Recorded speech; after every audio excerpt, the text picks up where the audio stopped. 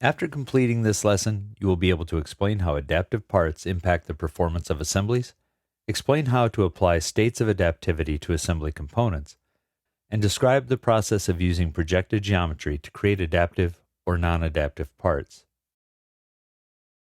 At its core, Autodesk Inventor is an assembly modeling software.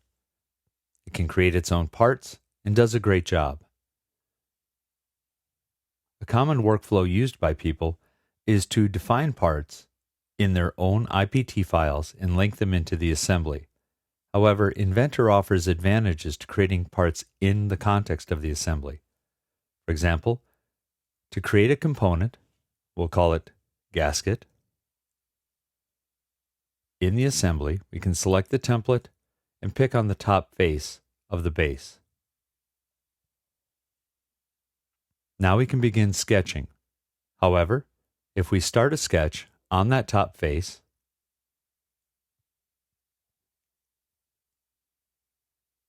and project the geometry of the face, Autodesk Inventor will grab those edges and also turn on adaptivity. What adaptivity does is it allows Inventor to create components or modify components based on assembly constraints or based on any change to related edges or faces.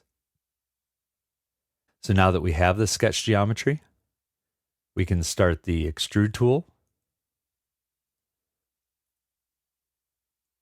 and extrude our gasket of thickness.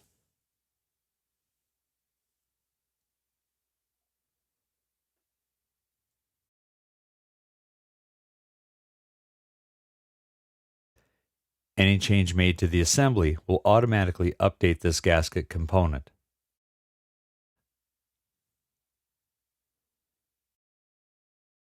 However, that's not the only function of adaptivity. If we return back to the assembly and start to constrain the lid, we can apply mate constraints,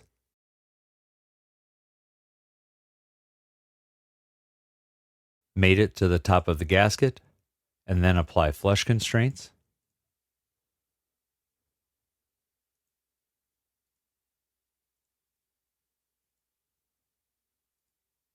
This will align the two edges and the bottom face, but it's not addressing the fact that the lid is the wrong size. If we activate the lid, expand it, and go to the main extrusion, we can turn on adaptivity. This will make the sketch flexible that defines the extrusion itself. So back in the assembly, we can resume applying assembly constraints,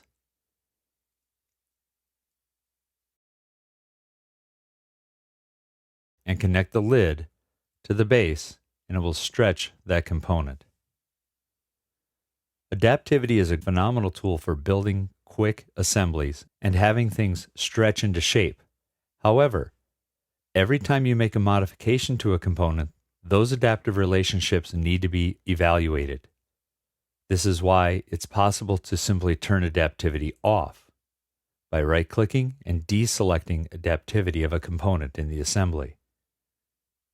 This is especially useful in very large assemblies where multiple adaptive relationships can add time to updating the assembly.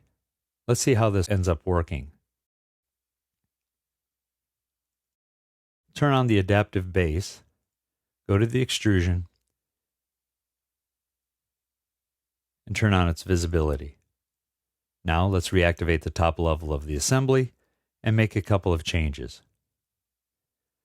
I'll use my priority to be able to get to the dimensions. And then let's update the assembly. When we do this, the adaptive case assembly will have some errors. We'll accept them.